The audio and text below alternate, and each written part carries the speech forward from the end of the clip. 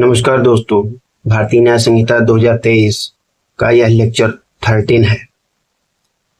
इस वीडियो में हम जानेंगे कि सामान्य आशय में ही संयुक्त दायित्व का जो सिद्धांत है, सार उसका निहित है। यूपीजे 2006 और यूपीजे 2016 में पूछा गया था मेंस में। वास्तव में किए गए अपराध के सामान्य आशय में ही संयुक्त दायित्व का सार निहित है, स्पष्ट कीजिए यानी व्याख्या कीजिए। ठीक है, तो इसी पर हम चर्चा करेंगे। चलिए वीडियो स्टार्ट करते हैं। तो इस सिद्धांत को महबूब शाह वर्सेस एम्परर यानी जिसको सिंधु नदी का वाद कहते हैं 1945 में सर माधवन नायर ने इस कथन को सर्वप्रथम रिपीट किया था कि संयुक्त दायित्व का जो सार है, संयुक्त दायित्व का सार सामान्य आशय में ही निहित या विद्यमान पाया जाता है, जिससे प्रेरित होकर अभियुक्त ने उस आशय को अग्रसर करने में अपराध किया है। ठीक है, यानी कि संयुक्त दायित्व का जो सार है वो सामान्य आशय में ही निहित होता है और उसी से प्रेरित होकर के अभियुक्त उस आशय को पूरा करने के लिए अग्रसर होते हुए अपराध करता है। ठीक है, तो इस कथन को जो है महबूब शाह वर्सेस एम्परर में डिसाइड किया गया था, प्रतिपादित किया गया था। कुछ भारतीय न्याय संहिता 2023 की जो धारा 3(5) है, ठीक है, जो पहले आईपीसी की धारा 34 थी, में ही सामान्य आशय के तहत संयुक्त दायित्व के सिद्धांत को सर्वप्रथम आर वर्सेस क्रूज के मामले में विनिश्चय द्वारा समाहित किया गया था। यानी कि यह यूपीजे में प्री में 2018 में पूछा गया था। ठीक है, अब आगे चलते हैं। धारा 3 की जो उपधारा 5 है, जो जिसमें सामान्य आशय की बात की गई है, यानी कि सामान्य आशय के फर्दरेंस में अपराध करने के संबंध में दायित्व की बात की गई है। ठीक है, तो सामान्य आशय को अग्रसर करने वाली जो पदावली है पहले मूल आईपीसी में नहीं था। ठीक है, तो इसको गोराचंद गोपी का जो मामला था तथा गणेश सिंह बनाम राम पूजा में दिए गए निर्णय में जो है इस दिए गए अंतर को दूर करने के लिए, यानी कि दोनों में अलग अलग निर्णय दिए गए थे, तो उस समस्या के समाधान के लिए उसमें जो अंतर था उसको दूर करने के लिए सामान्य आशय को अग्रसर करने वाली पदावली को 1870 में जोड़ा गया था। तो ये पीटी में अक्सर करके पूछता है, गोराचंद गोपी का भी केस, गणेश बनाम राम पूजा का भी केस, और सामान्य आशय को अग्रसर करने वाली जो पदावली है किस सन में जोड़ा गया इसको भी पूछता है। तो ये महत्वपूर्ण क्वेश्चन पीटी के लिए है। ठीक है, अब धारा 3 की जो उपधारा 5 है वो क्या कहता है? वो ये कहता है कि जब कोई आपराधिक कृत्य, यानी कि जब कोई आपराधिक कृत्य कई व्यक्तियों द्वारा,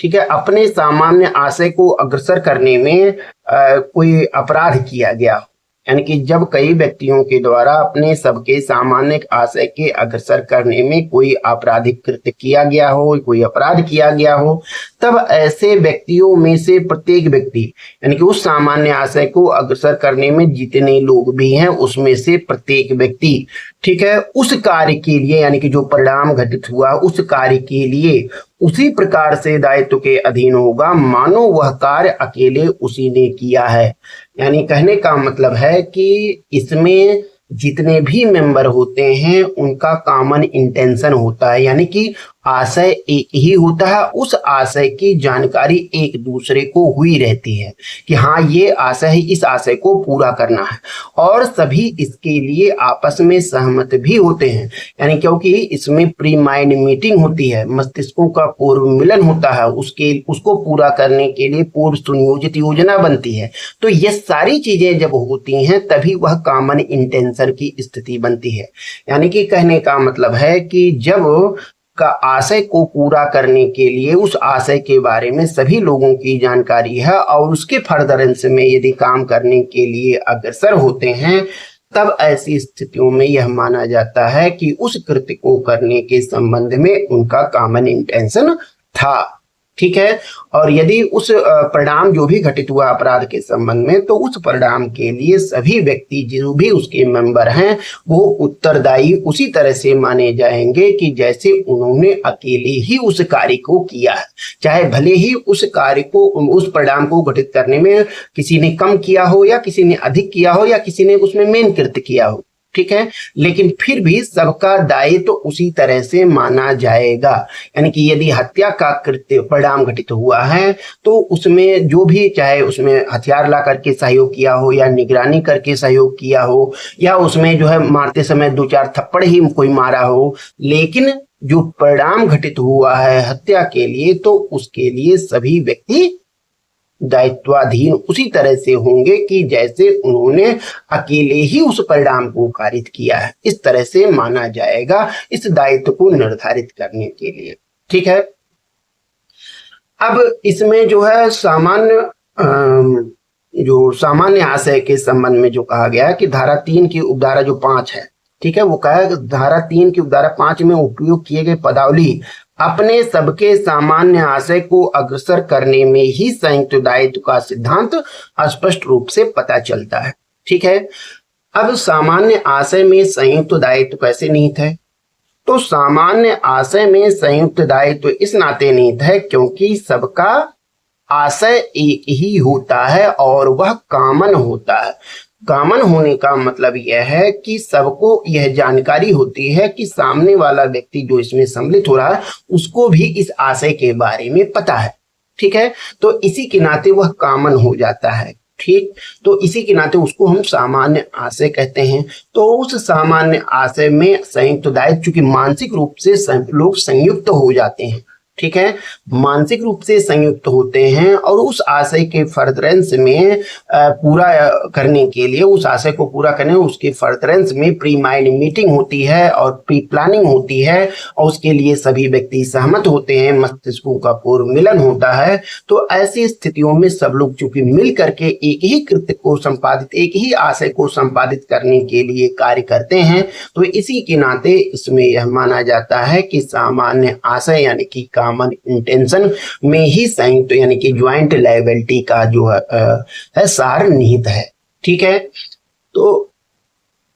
अब सामान्य आशय को कहीं तो परिभाषित किया नहीं गया है ना। तो सामान्य आशय को का मतलब मेन यही है, क्या है कि सामान्य आशय का जो तात्पर्य है कि कई व्यक्तियों का आशय एक ही हो और उस आशय को पूरा करने के लिए प्री प्लानिंग बनी हो तथा सभी व्यक्तियों के मस्तिष्कों का पूर्व मिलन आपस में हुआ हो एवं सभी उस आशय को पूरा करने के लिए सहमत हैं तथा सभी उस सामान्य आशय के अग्रसर करने में मिलकर कोई कृत्य किए हों,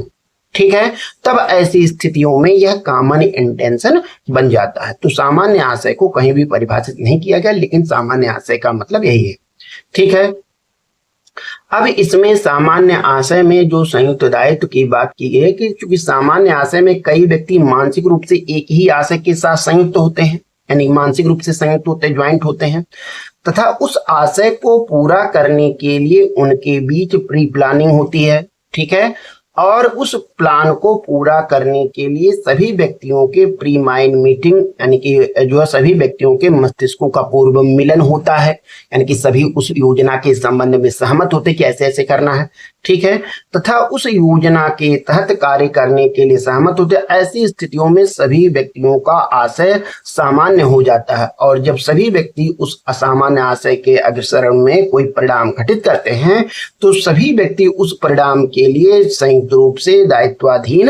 हो जाते हैं, ठीक है। और चूंकि वहां जो दायित्व की बात की गई है तो जो परिणाम घटित हुआ है उसके तहत दायित्व के निर्धारण की बात है कि वो ये माना जाएगा कि सभी व्यक्तियों ने अकेले ही उस कार्य को किया है। तो यहाँ कम बेसी की बात नहीं है कि आंशिक कितना आदमी योगदान किया, उसमें सहयोग किया है, इससे कोई मतलब नहीं है। इसी के नाते ये ज्वाइंट लायबिलिटी की बातें हैं। यदि ये चीजें हो जाती कि जिस व्यक्ति ने जितना कृत्य किया उतने तक के लिए ही दायित्व होता, तो ऐसी स्थितियों में ज्वाइंट लायबिलिटी की स्थिति नहीं आती,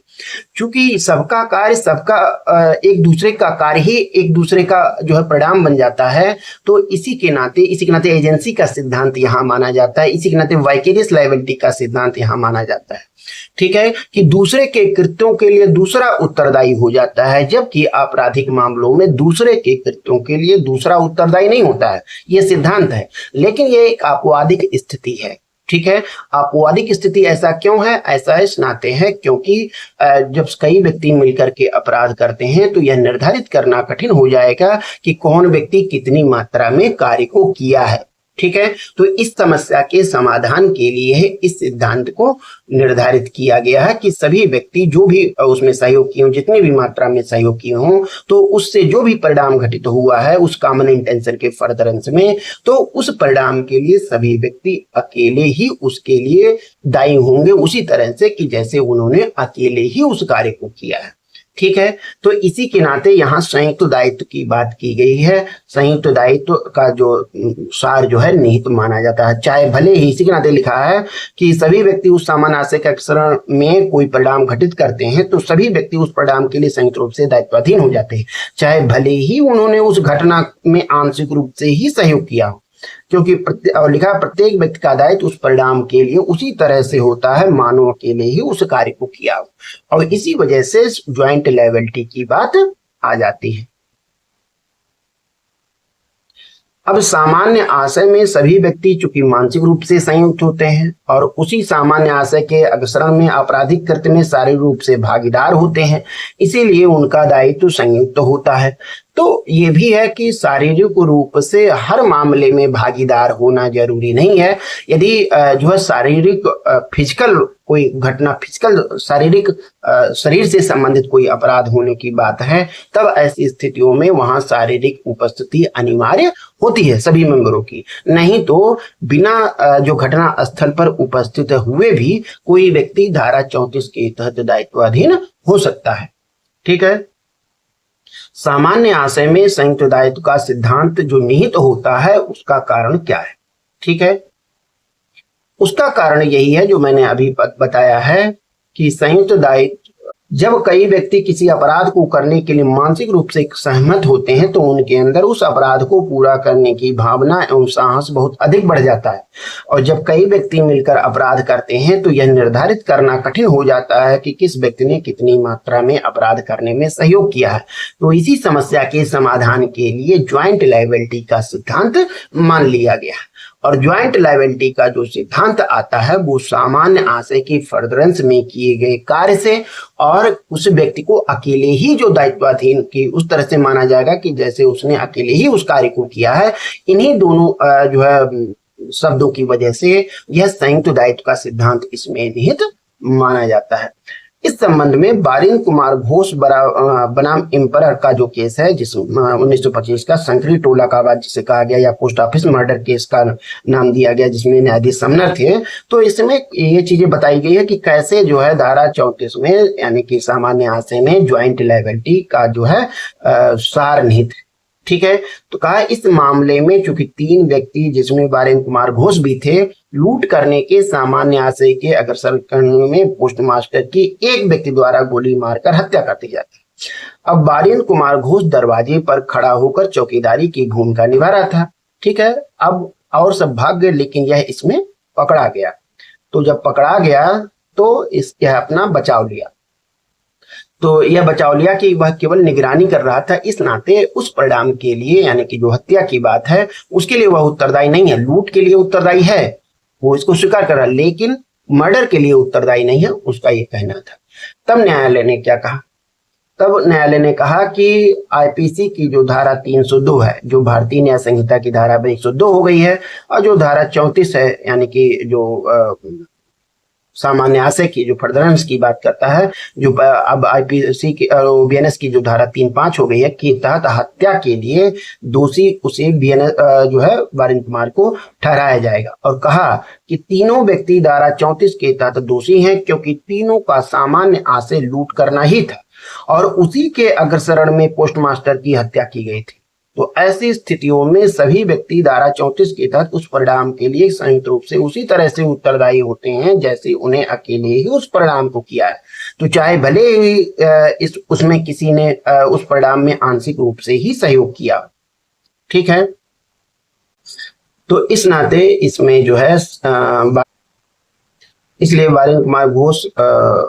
में धारा 34 के तहत हत्या के लिए वारिन कुमार घोष को दोषी ठहराया गया। ठीक है, तो इस तरह से हम कह सकते हैं कि सामान्य आशय में ही संयुक्त दायित्व का सार निहित है। यदि वीडियो आपको अच्छा लगा हो तो please like, subscribe and share अवश्य कीजिए। धन्यवाद।